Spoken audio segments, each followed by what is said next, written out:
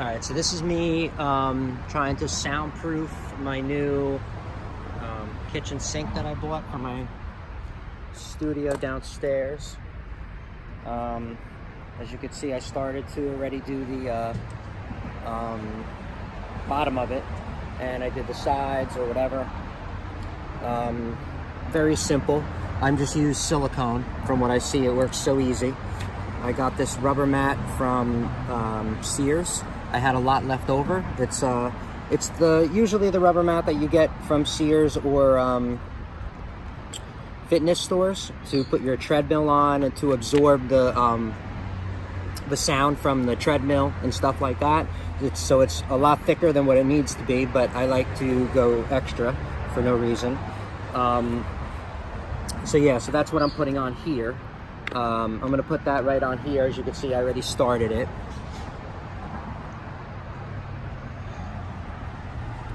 It's not the best job, obviously, because this is going to go under the cabinet, so I really don't care what it looks like.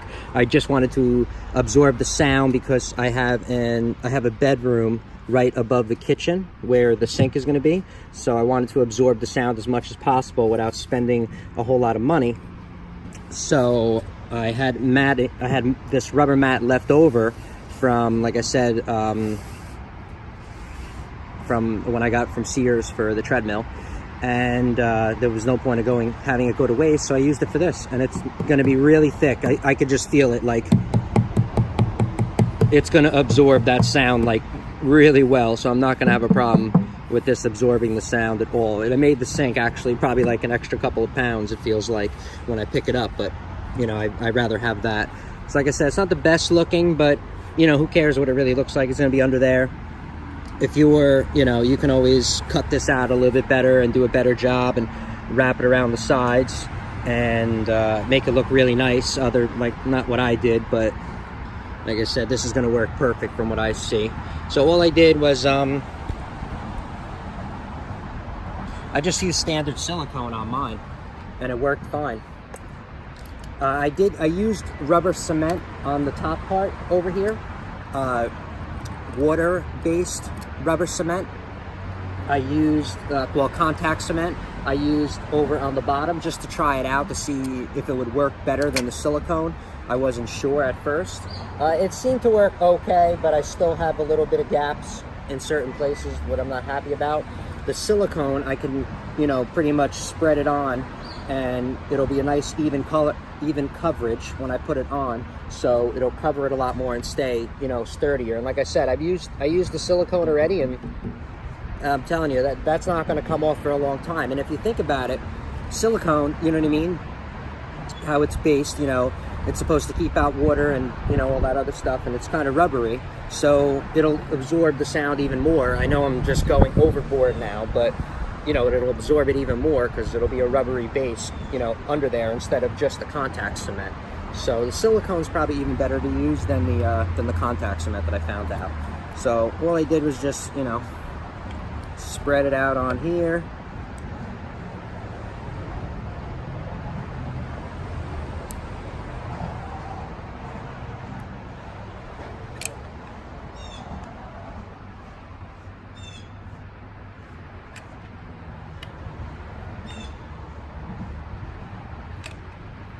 Like I said, this will have a nice consistency, you know, of adhesive.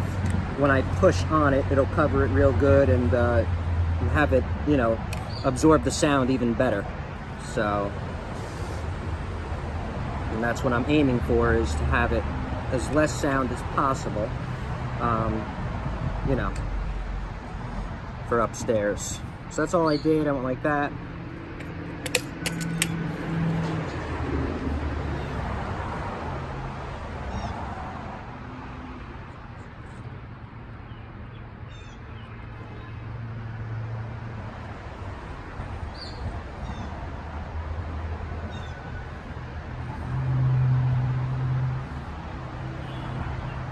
Nice and simple. Now you can just clamp it on. You don't really have to clamp it on, I guess. It probably will stay, but you know, I want it to hold even more, hold a little bit better. So I'll do that. So I'm going to put a clamp right here with a piece of wood.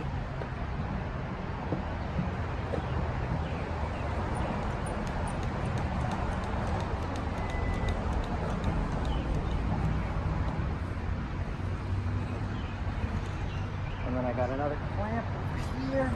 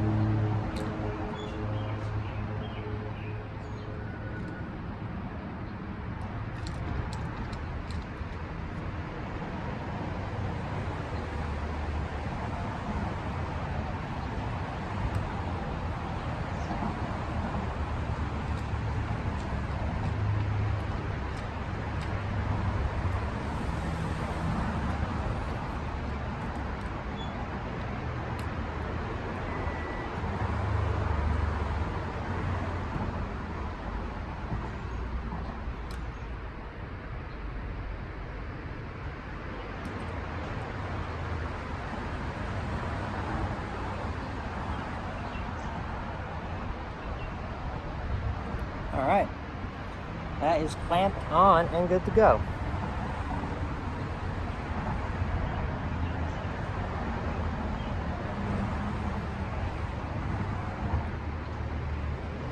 And that's it. So I just clamped it on. Obviously you can see I use that wood for cement, but I always like to reuse everything and I don't throw crap out. So I try to be efficient as possible. But yeah, that's the clamps. I just clamped it on right there. I got two different clamps, and I have a cabinet clamp that I got on clearance at Home Depot, and then I have a regular vise clamp that I got, but that thing comes in handy. It's great.